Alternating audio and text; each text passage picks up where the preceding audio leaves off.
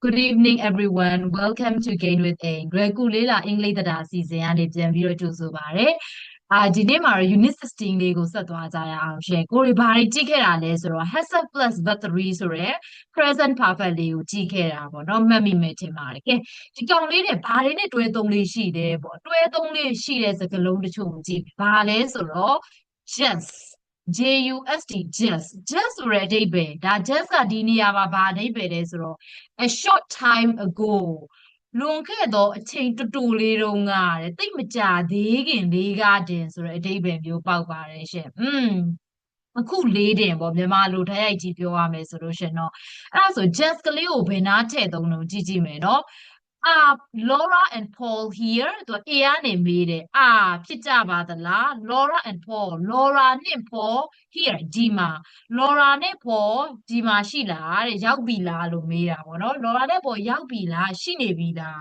Yes ရှိနေပါပြီ They've just arrived ဒီနေရာလေးမှာ HAV have ကိုသူက they နဲ့တွဲပြီးတော့ they've လို့သုံးလိုက်တယ် They've just arrived သူတို့အခုလေးတင်ရောက်တာတိမကြသေးခင်လေးရတယ်ရောက်တာဆိုတဲ့အဓိပ္ပာယ်ဖြစ်ပါတယ် They've just arrived has plus verb 3 present perfect ကြားထဲမှာ hasနဲ့ verb 3ကြားထဲမှာ just ကလေးကိုညှက်ပြီးတော့သုံးတယ်တိမကြသေးခင်လေးရတယ်မှာဖြစ်တာတော့ရောက်တာ They've just arrived ဆက်ပြီးတော့ကြည့်ကြည့်မယ်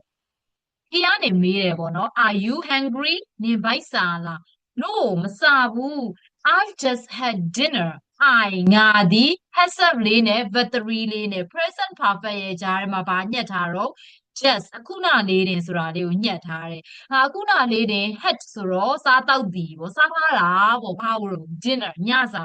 အခုနလေးတင်ညစာစားထားတာတဲ့ okay ဒါဆိုလို့ရှိရင်ခုနလေးတင်ညစာစားထားတယ်တိတ်မကြသေးခင်လေးကတင် has နဲ့ verb 3ကြားထဲကို just ကလေးကိုညက်ပဲ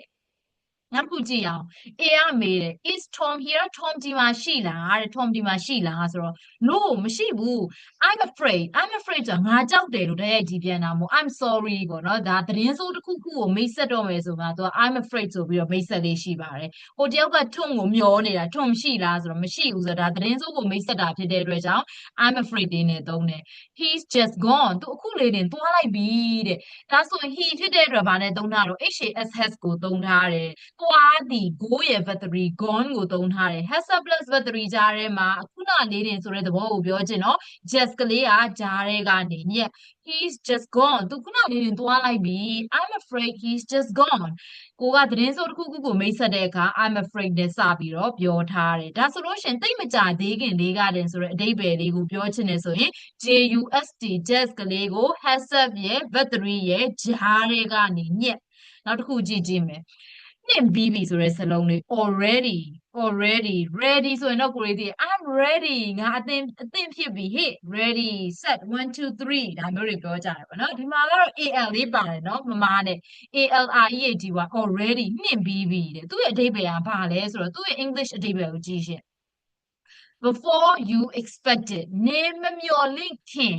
before I expected ငါမမျှော်လင့်ထားခင်ကိုထင်တာမပြီးလောက်သေးဘူးလို့မှတ်တာဒါပေမဲ့ तू ကပြီးနေပြီ तू မစားလောက်သေးဘူးလို့ကိုကခက်မှန်းထားတာမစားလောက်သေးဘူးလို့ထင်နေတာဒါပေမဲ့ तू စားနေပြီဒါမျိုးတွေပြောတဲ့အခါမှာ already လေးကိုသုံးရပါတယ်ရှင် already ကိုလည်းဘယ်နားထည့်လဲကြည့်လိုက်နေရာလေးသတိထားမယ်နော် A ကပြောတယ် what time ဘယ်ချိန်Laura and Paul coming Laura နဲ့ Paul ဘယ်ချိန်လာမှာလဲတဲ့ Mr. Plus ဘာမှရမ်းကြည့်လေးနဲ့သူကအနာဂတ်ကိုခန့်မှန်းပြီးတော့ပြောထားတယ် Laura နဲ့ Paul ဘယ်ချိန်လာမှာတော့အဲ့ချိန်မှာသူကပြောတယ် they've already arrived သူတို့ကရောက်နေပြီသူတို့ဆိုတော့ have လေးကိုသုံးထားတယ်ပြီးတော့ကျတော့ verb 3 the arrived ရဲ့ verb 3 ed ပဲထည့်ရုံပဲ arrived have arrived ဒီကြားထဲမှာရောက်နေပြီတစ်ဖက်လူကမရောက်သေးဘူးလို့မျှော်လင့်ထားပြီးတော့ဘယ်ချိန်လာမှာလဲလို့ပြောတာဖြစ်တယ်ဒါကရောက်နေပြီဖြစ်တော့ already လေးကိုကြားထဲမှာညက် hasနဲ့ verb 3ရဲ့ကြားထဲမှာ already ကိုညက် they've already arrived သူတို့ကရောက်နေပါပြီ it's only 9 o'clock 9နာရီပဲရှိသေးတယ်စောသေးတယ်ပေါ့နော် and ပြီးတော့ Anna ဆွဲကောင်မလေးက has already gone to bed go to bed ဆိုတာအိယာဝင်သည် Anna ဆိုတာတယောက်တည်းဆိုတော့ has တဲ့ဘာကိုရွေး has ကိုရွေးအိယာဝင်သည် go ဘတ်တရီသုံး go one gone ဘတ်တရီသည် gone Anna ဒီအိယာဝင်နေပြီးပြီပေါ့နော်ဒါဆိုလို့ရှိရင် has already gone to bed has နဲ့ဘတ်တရီကြားထဲမှာနှင့်ပြီးပြီဆိုတော့ already ကိုညှက်မှာဖြစ်ပါတယ်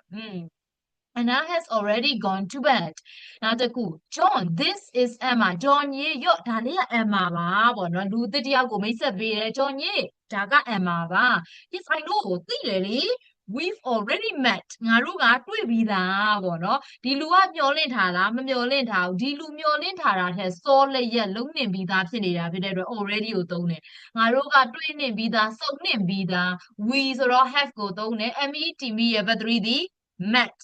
we have met ဆိုရဲကြားထဲမှာတစ်ဖက်လူမျောလင့်ထားတာထက်စောတယ်ဖြစ်တဲ့အတွက် already ကိုကြားထဲကနေညက် we've already met ငါတို့ကစုံနှင့်ပြီးသား already လေးကိုသုံးပါတယ်နှင့်ပြီးသား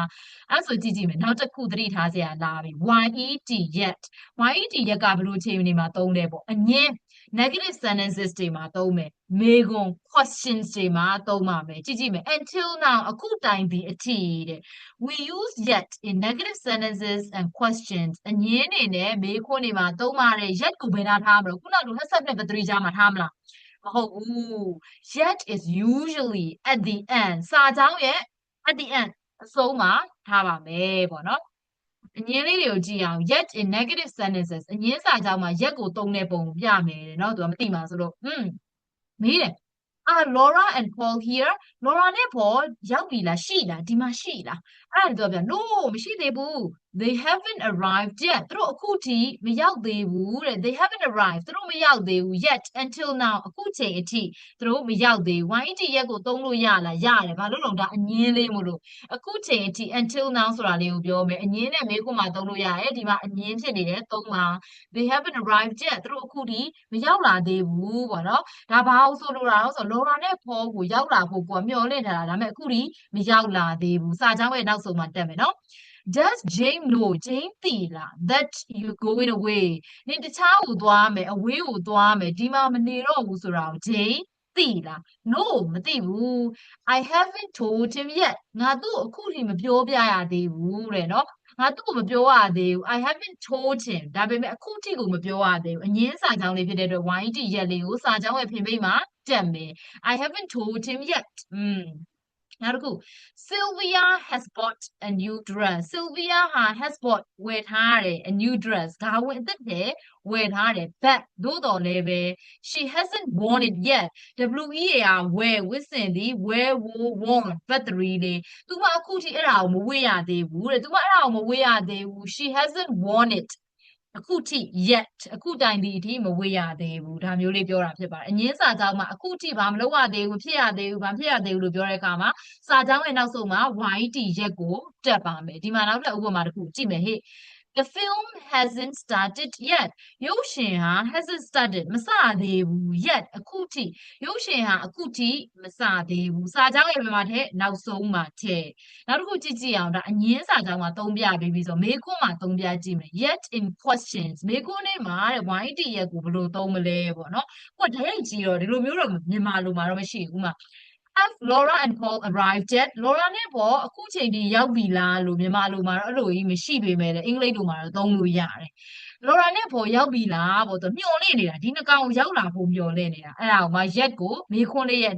နောက်ဆုံးမှာထည့်လိုက်တယ်ပေါ့နော်။ Laura နဲ့ Paul ရောက်ပြီလား Have Laura and Paul arrived yet? No မရောက်သေးဘူး not yet အခုထိတော့မရောက်သေးပါ We're still waiting for them ငါတို့ကသူတို့ကိုစောင့်နေသေးပါ wait for တယောက်ယောက်စောင့်ဆိုင်သည်ဆိုရင်လူပုဂ္ဂိုလ်ကိုစောင့်ဆိုင်နေဆိုရင် wait for လူပုဂ္ဂိုလ်လာမှာဖြစ်ပါတယ်ဒါလေးကတော့သတိထားမယ်နော်